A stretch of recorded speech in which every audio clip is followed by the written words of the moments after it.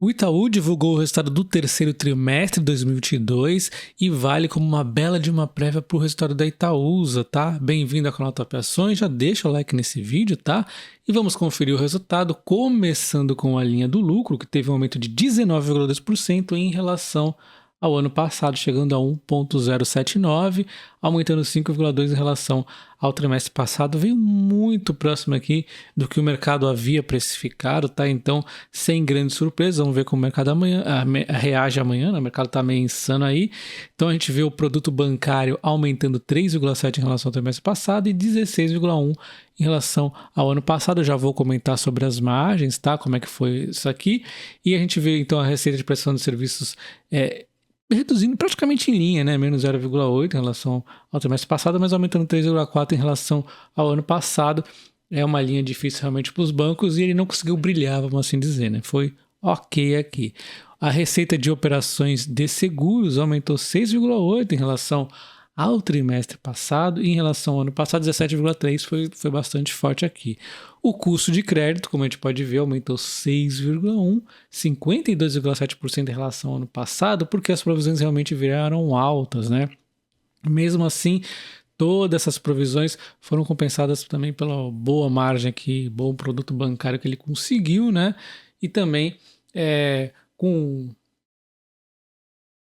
E um dos pontos que tem ajudado muito o Banco Itaú é exatamente a margem, né? Com esse aumento de 6,4% em relação ao trimestre passado, 33% em relação ao ano passado, é um salto significativo, mesmo que a margem financeira ao mercado venha diminuindo como todos os bancos. Isso aqui em breve vai começar a se contornar, é só ter um pouquinho de paciência.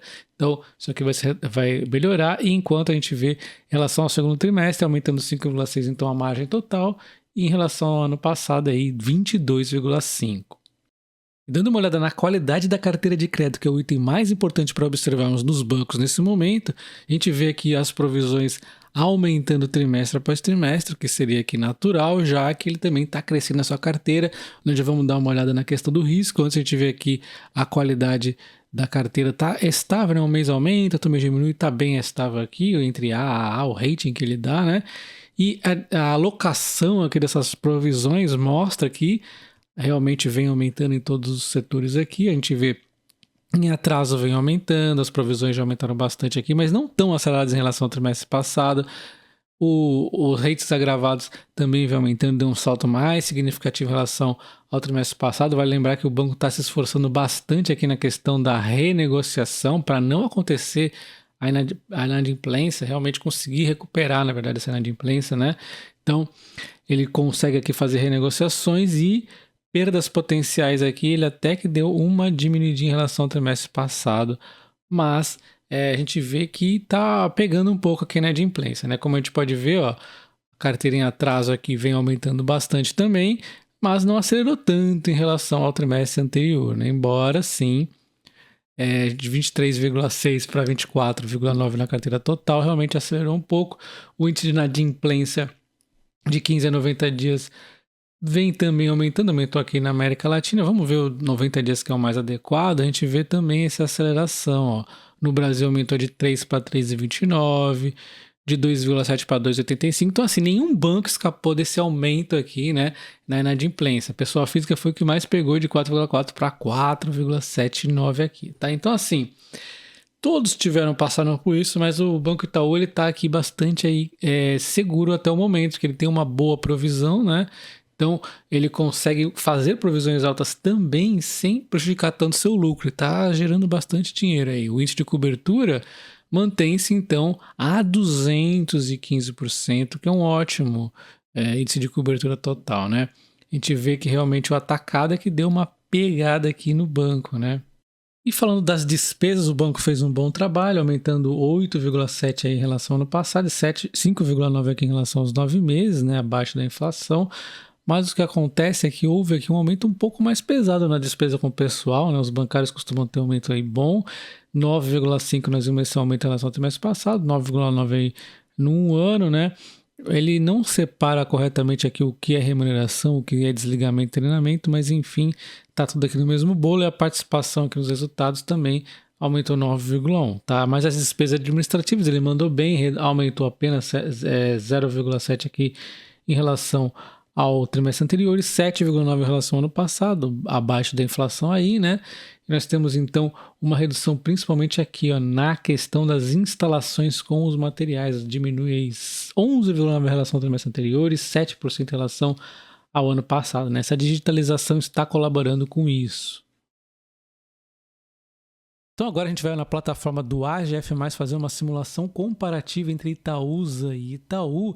Inclusive a plataforma do AGF+, está em promoção de 2 anos pelo preço de 1, tá? Vou deixar o link na descrição do vídeo e nos comentários para você aproveitar essa promoção.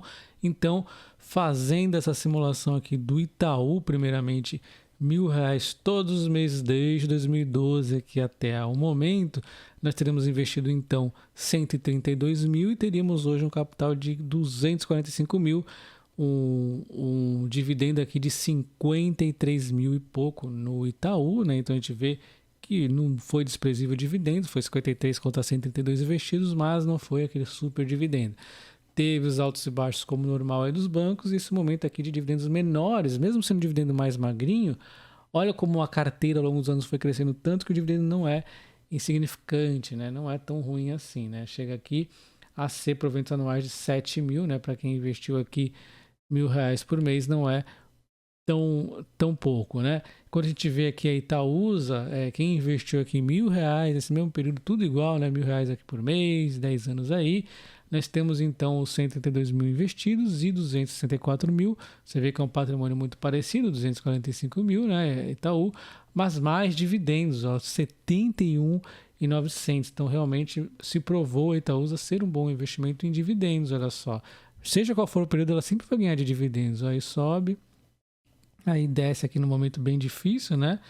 Depois recupera aqui parcialmente e ainda assim não é tão ruim, né? Tende a melhorar ao longo dos anos, como nós já vimos inúmeras vezes o Setúbal falando e tudo mais. Aqui, ó, 16 mil aqui de proventos anuais aqui em média, né? O que é bem interessante. E dando uma olhada em cotações no último 1 ano, o Itaú subiu 26%, porque ele vem aí de bons resultados, né? Esses zigue-zagues aqui é característico de banco, uma alta aqui mais ou menos recente e bem recente uma queda por conta que tudo caiu, né, recentemente. No último dia aqui ele caiu 1,88 por conta desse caos todo aí, né? E no ano atual ele está com uma alta de 32.000%. A Itaúsa vem num comportamento bem similar aqui ao Itaú, entre zigue-zague, só que com menos alta, né? No geral, a gente vê uma alta de no último ano de 8,60. Ela vem aqui caindo recentemente, assim como o Itaú, bate um certo fundo aqui no 9,90, né? Recente, mas não é tão forte assim. Eu gosto de esperar ela aqui então no 9,20, vamos ver se ela chega aqui, né? É onde eu gosto de olhar mais para ela. Ela esteve muito barata aqui há um tempo, é verdade, né? Vamos comparar aqui com o Itaú no último ano, ó, o Itaú sobe, cai menos e acaba subindo talvez mais ou igual, né? Então, isso aqui fez ele abrir uma distância, né? Quando a gente olha aqui no ano atual, aí também é a mesma configuração, né? 13% de alta para a Itaúsa, 30,4% aqui para o Itaú. Então, resumindo para mim, o resultado do Itaú foi bem aí em linha, né, com o esperado, enquanto aqui em termos de cotação, ele poderia até estar subindo mais,